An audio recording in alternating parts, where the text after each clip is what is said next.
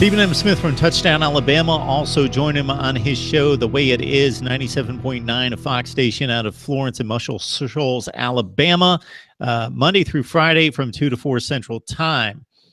All right, Stephen, one more point on the Alabama offense going up against this Seminoles defense. I'm gonna break it down into 2 points. I thought I had one, but I got to go with two because we saw what Bo Scarborough did to opposing defenses, most notably in the college football playoff semifinal game against Washington. And the thought conventionally is that regardless of how good Florida State is defensively, from an athletic standpoint, that Alabama may be able to lean on them. My second question deals with the passing game and so much focus on Calvin Ridley. We don't have the proven secondary targets of O.J. Howard or Darius Stewart. Who are you expecting to possibly be somebody that can be a go-to guy if they're really focusing on Ridley? I'll take on the second question first, where the wide receivers are concerned, Mark. I look at Robert Foster. It's Robert Foster's time. I know Tide fans have been saying this from the first moment Robert Foster came into the program, a 5-star from Monica, Pennsylvania, Central Valley High School, just an explosive kid when he came in 2013, larger than life. In the first 2 years, it took him a minute to learn the system, become a more coachable player.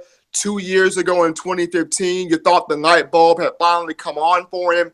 10 catches for 116 yards, 2 touchdowns, had earned the starting job. And unfortunately, in week 3 of that 2015 season against Ole Miss, he goes down with a torn rotator cuff on his right shoulder.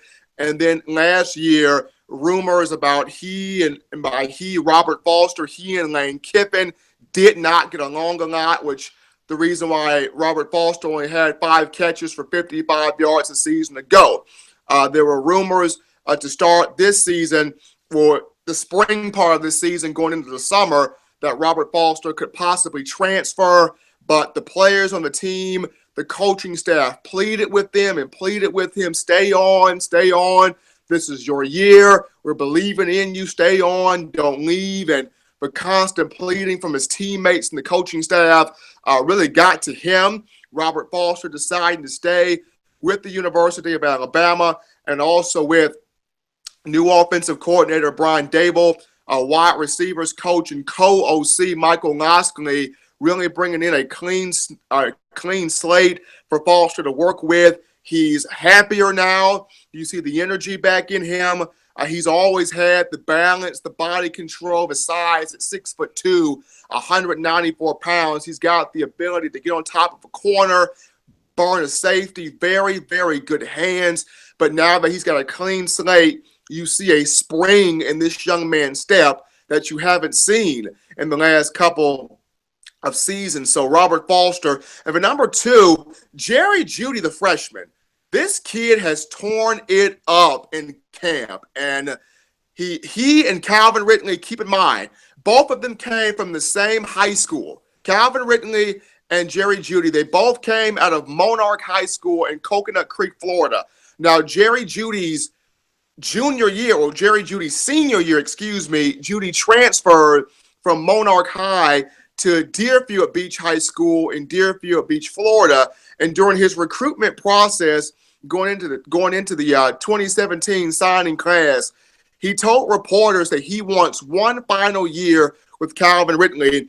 And should Calvin have a breakout or have a big-time year this season, we all know Calvin will go to the National Football League following this year, should it be a big-time productive season. So Jerry Jeudy will get his one final year with Calvin. So I look at Jeudy.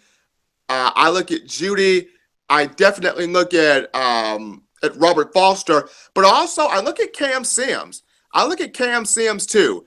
Cam Sims could possibly play in the slot this year as well, could possibly line up outside. He's 6'5", 214 pounds. Like Robert Foster, Cam Sims has dealt with some shoulder issues. He's dealt with a knee injury, but he's finally 100% healthy. So Cam Sims, Jerry Jeudy, and Robert Foster. Those three can definitely help with Calvin Ridley. But even at the tight end position, Mark, you have Hale Hentges. There's Miller Forrestall. There's also Irv Smith Jr., who has a basketball-type body. He's 6'4". His father, Irv Smith Sr., played in the National Football League for the New Orleans Saints. So there are weapons to go around. Yes, people are bent on taking away Calvin Ridley, but there is wealth of talent going around this Alabama football program at receiver for this season.